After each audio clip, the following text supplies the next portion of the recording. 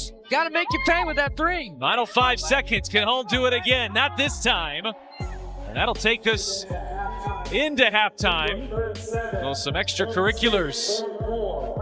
Here is both teams head to their respective benches. The Golden State Valkyries spent the entire night trying to turn Caitlin Clark's return into a survival test. For 40 straight minutes, they grabbed her off the ball, bumped her on every cut, threw elbows in traffic, and made sure every single possession felt exhausting. By the time the game ended, Clark walked off the floor with visible scratches running down her arms, a technical foul she didn't even realize she had received, and another massive performance that reminded the league of one brutal reality. Physicality alone still isn't enough to stop her. Gotta make you pay with that three. Final 5 seconds of the half. The crowd buzzing. Players jawing back and forth. Temper. Right before the break, we got a little jog going on. Caitlin says, hey, you and me, Hayes, you and me. This is how you bring the roof down. All tied up here with 5:14 to go. Already boiling over. Can Hull do it again? Not this time. That'll take us into halftime. And then chaos. A shove. An elbow. Players rushing toward each other near the sideline, while coaches sprinted off the bench trying to separate bodies before things exploded completely. What started as a hard-fought basketball game suddenly felt one bad moment away from turning into a full-on brawl. The Valkyries clearly came into the night with one mission: make Caitlin Clark uncomfortable. Every possession was physical. Every screen came with extra contact. Every drive to basket ended with bodies crashing into her. Tiffany Hayes shadowed her everywhere, constantly holding, grabbing, and trying to wear her down mentally as much as physically. Janelle Salam. I think it's just the trusting yourself. It's like, you can go out there and perform and do what you want to do. It's just like that mind block of, certain what ifs that get in your head. And, I think I've done a really good job. And, there's going to be days where maybe I take a step backwards, but, hopefully today I can take another 3 forward. But like I said, I feel really good. Continuing to rely on the people around me. I feel like I've built a really great team of people, whether that's, personal people or whether that's here at the Fever, that really have my back and have really poured in a lot for me to be in the position that I am. Brought the same energy inside, turning routine plays into collisions. And yet somehow, the more aggressive Golden State became, the sharper Clark looked. That's the scary part. Because most players start fading when a defense spends an entire game attacking them physically. Their legs go, their rhythm disappears. Their decision-making slows down. Clark did the opposite. The more contact she absorbed, the more dangerous she became. She still... Charles 0 for 3 from the floor. Clark launches and hits. Pure joy in the arena and forces a quick timeout. 7-zip, the Fever. Still finished the night shooting 47% from the floor. She still dropped 22 points. She still handed out 9 assists. She still controlled the pace of the game when Indiana needed somebody to settle things down. And she did all of it while coming off a back injury that she openly admitted had been affecting her mentally as much as physically. Before the game, Clark gave one of the most honest answers you'll ever hear from a superstar athlete. She explained that soft tissue injuries are different because even when your body starts healing, your mind keeps second-guessing every movement, every hard plant, every drive into traffic, every awkward landing. There's always that voice asking, what if this makes it worse? Clark admitted she wasn't even sure it was worth playing unless she trusted her body completely.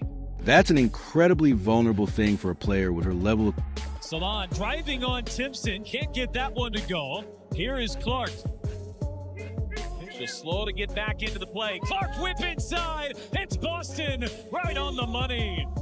Competitiveness to say publicly, but it gave context to everything that happened later.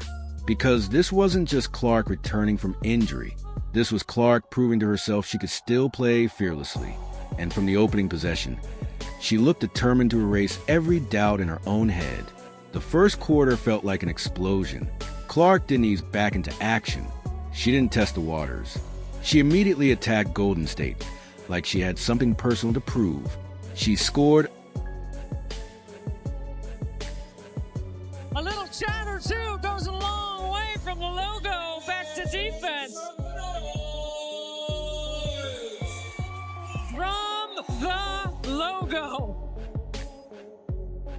This is how you bring the roof down.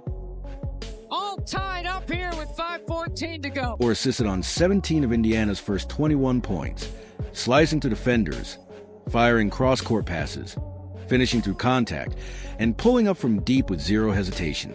Clark launches and hits. The arena erupted. Pure joy in the building. That wasn't cautious basketball. That was a superstar deciding she wasn't going to let fear control her anymore. Stephanie White later talked about how Clark's emotion fuels the entire team when it's channeled correctly, and you could see exactly what she meant. Indiana fed off her intensity from the start. Every deep three energized the crowd. Every fast break assist lifted the bench. Every moment of fire from Clark seemed to wake the fever up even more. But Golden State never backed down physically. If anything, they doubled down. By halftime, Clark's arms already had visible scratches across them, and those marks mattered because they showed exactly what kind of game this had become.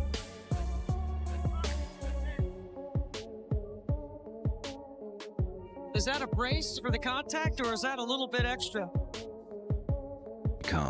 This wasn't ordinary defense anymore. This was survival basketball.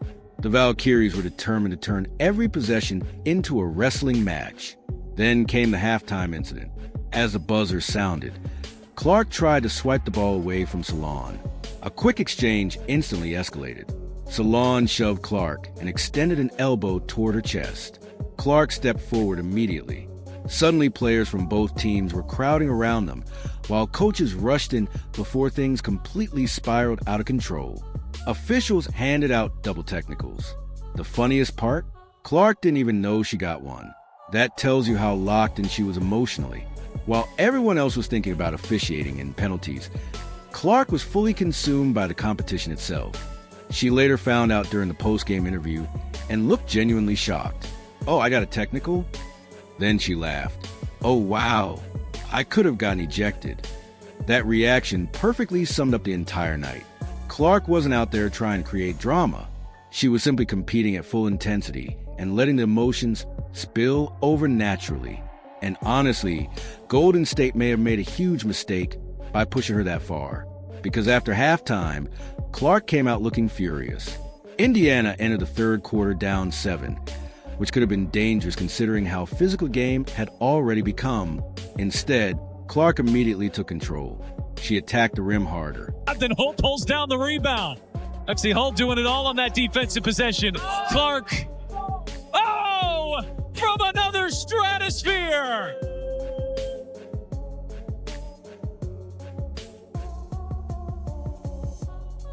A little chatter, too, goes a long way from the logo back to defense. She pushed the pace faster. She played with a visible edge that Golden State suddenly couldn't contain. Then came the shot everybody will remember. Tie game, 5 minutes left in the third. Tiffany Hayes closing out hard after spending the entire night trying to frustrate Clark physically. Clark rises from the logo, not just deep, ridiculously deep. Clark from another stratosphere. Splash. The crowd exploded. That shot wasn't just 3 points.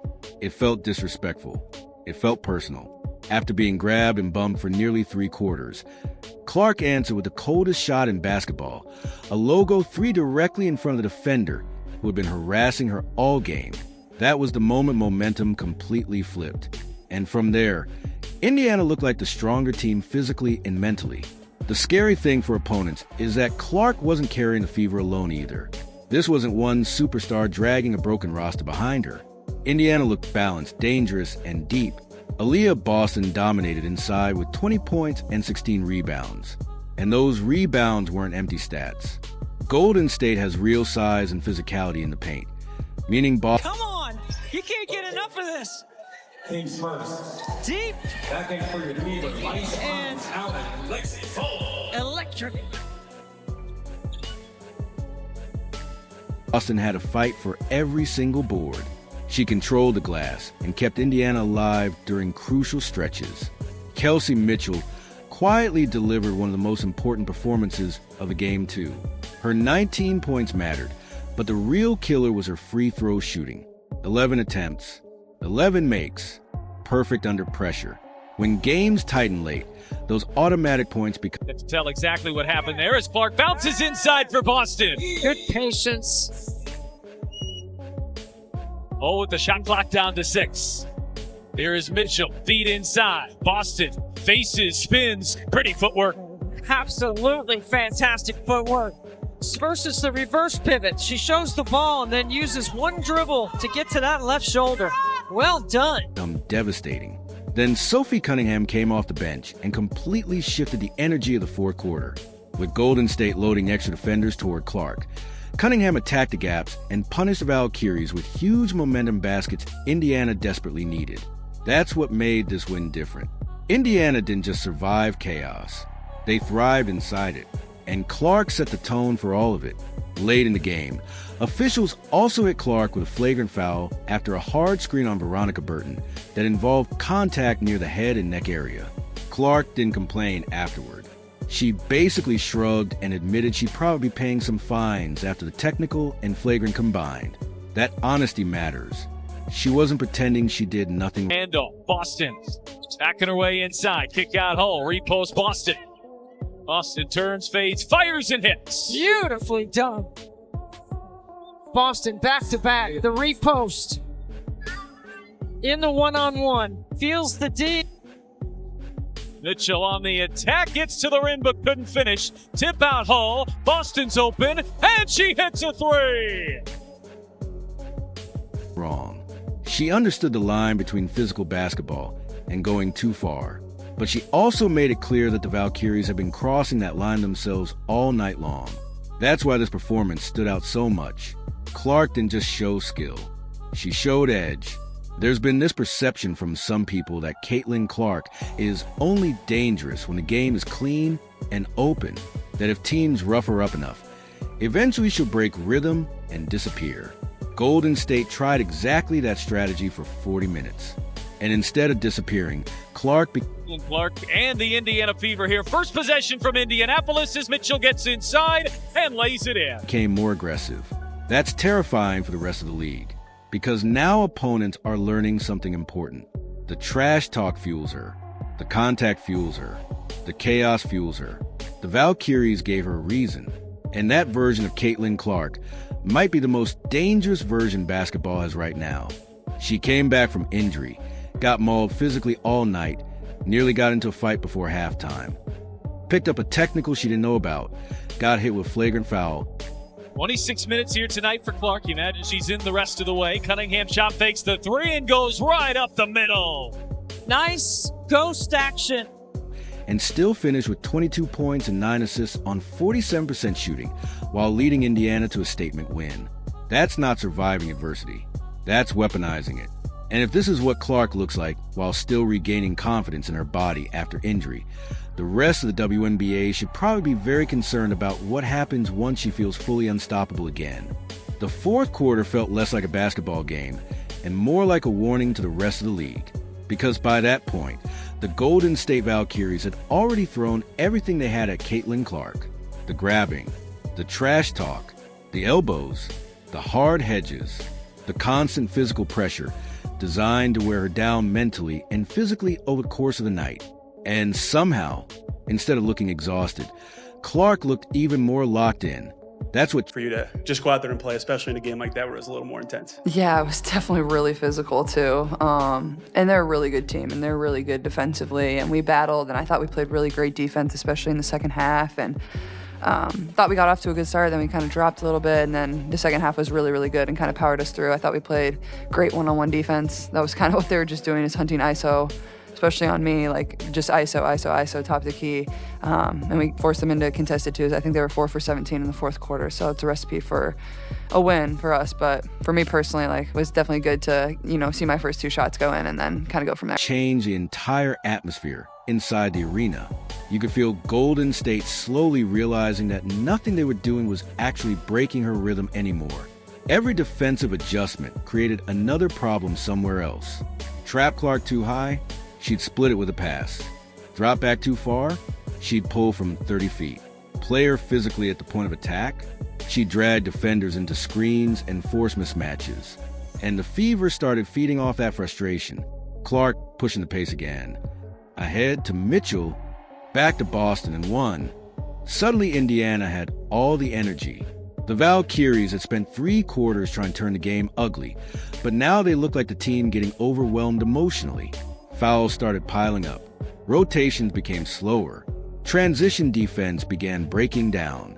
Indiana sensed it immediately and accelerated the tempo before Golden State could recover. That's when Caitlin Clark fully took over as the emotional engine of the game. And in that chippy moment with Solana at halftime that led to the double text. I was just trying. Oh, did I get a technical? Oh, no way. Oh, it just makes sense for the refs tonight, so I'm not surprised. Wow. Wow, I could have got ejected. I should have been a little safer in the second half. Okay, well, guess I have some fines coming my way. And a flagrant. Wow. Well, the refs were interesting, but I'm not going to say anything else because obviously I got probably $1,000 worth of fines coming my way, but I was just trying to get the rebound and I didn't know I got a technical foul, but thanks for letting me know. I appreciate it. Okay, next question. One of the most overlooked parts of Clark's greatness is how quickly she processes chaos. Most young stars get rattled when games become overly physical. Clark almost seems to enjoy it. The louder the crowd gets, the more players start talking. The more contact she absorbs, the calmer and sharper her decisions become. And that composure completely shattered Golden State in the final minutes. There was one possession midway through the fourth that perfectly summarized the entire game. Clark got bumped twice bringing the ball up the floor, fought through a grab at the wing, then calmly used an Aaliyah Boston screen to force a switch. The defense hesitated for half a second. That was enough. Clark instantly fired a laser pass to the corner for an open 3. Bang! No celebration, no yelling, just pure control. That's the evolution everyone around the league is starting to notice. Early in her career, Caitlin in the third quarter hit the deep 3 to tie the game, and you kind of go on like a little personal run there with some of the plays you were making. Yeah. What is it about those intense moments? You're talking, they're talking, Yeah. those moments that you enjoy so much about competing? Yeah, I think that's just being a competitor. And, like, that's what's fun. That's what I love about it. And, like, I think that's what gets the crowd into it, too, and gets my teammates hyped up. And I think there's times I can probably find a little bit better of a balance because, like, doing all that is a little bit exhausting. Clark could dominate games with pure talent alone. But now she's learning how to manipulate defensive pressure itself. Teams think they're disrupting her by throwing extra bodies at her, but she's beginning to weaponize that attention against them. And when that happens, Indiana becomes terrifying offensively, because while everyone is focused on Clark, the rest of the Fever are quietly punishing defenses everywhere else. Aaliyah Boston looked like a superstar in the second half. Every rebound felt massive. Every post touch slowed the game down exactly when Indiana needed composure. Golden State tried crowding her with multiple defenders, but Boston's footwork and patience completely neutralized it. Kicks out, repost to Boston, turns, fades, got it. Beautiful basketball. Then there was Kelsey Mitchell, who played like a closer in the biggest moments. Some players panic at the free throw line late in tight games. Mitchell looked automatic. Every trip to the stripe felt inevitable. 11 attempts, 11 makes, no misses. Like, I just love the game. I love being out there, and I love those moments and getting the crowd hype. And, you know, I think that just brings out the best in both teams. Like, this is a great game. A lot of great competitors on both sides. And, you know, we both want to win. And I think Natalie's done a great job coaching them. She gets them to compete no matter what. Like, they played a tough game and won last night in New York, and they came in here, and you wouldn't have known that by the way she gets those girls to play. So you got to give them credit as well. No hesitation, just cold execution, while the Valkyries slowly unraveled around her. And Sophie Cunningham brought the exact kind of spark championship-level teams need from their bench. She didn't try to force herself into the spotlight. She simply attacked when the defense forgot about her. Timely cuts, aggressive drives, smart shot selection. Every basket felt like a punch directly into Golden State's momentum. That balance is what made Indiana so dangerous in this game. It wasn't just Caitlin Clark saves everybody. It was Clark creating pressure so overwhelming that everyone around her started thriving off the openings she generated. That's championship-style basketball. Meanwhile, Golden State's offense completely stalled in the fourth quarter. Indiana's defense became much more disciplined, and Clark herself competed harder defensively than people usually give her credit for. The Valkyries kept hunting switches trying to isolate her at the top of the key, but Indiana held up surprisingly well. Clark talked about that after the game, too. She pointed out that Golden State spent much of the night trying to attack her one-on-one repeatedly, but Indiana forced them into contested mid-range shots instead of easy looks at the rim. And by the fourth quarter, the Valkyries simply ran out of efficient offense. That's another part of Clark's growth that matters. She's no longer just surviving defensively. She's understanding team defensive concepts at a much higher level and communicating more effectively inside Indiana's system. The effort level is clearly there, and when combined with her offensive brilliance, it changes the ceiling of the Fever entirely. Then came the final dagger. Clark walked the ball up slowly with the Fever holding the lead, the crowd already standing. Golden State desperately trying one last time to pressure her near half court, but Clark looked completely unbothered. She crossed over, used the screen, stepped back, and fired another deep shot that nearly blew the roof off the building. Even when the ball left her hands, you could feel the confidence inside the arena. Fans were already reacting before it dropped through the net, because that's what happens when a superstar fully owns a moment. The Valkyries spent the night trying to make Clark uncomfortable. Instead, they accidentally created the exact type of environment she lives for. After the game, Clark admitted that those heated competitive moments are part of what she loves most about basketball. The talking, the intensity, the emotional swings, the crowd reacting to every possession. She said it brings out the best in both teams and creates an energy that makes the game special. And honestly, you could see exactly what she meant. This wasn't a quiet, regular season win. This felt personal. It felt like a team announcing they're tougher now, more mature now, more dangerous now. Last season, Indiana often relied on Clark to create miracles just to stay competitive. This year feels different. There's structure, there's depth, there's confidence, and most importantly, there's belief. The Fever genuinely expect to win now. That mentality changes everything.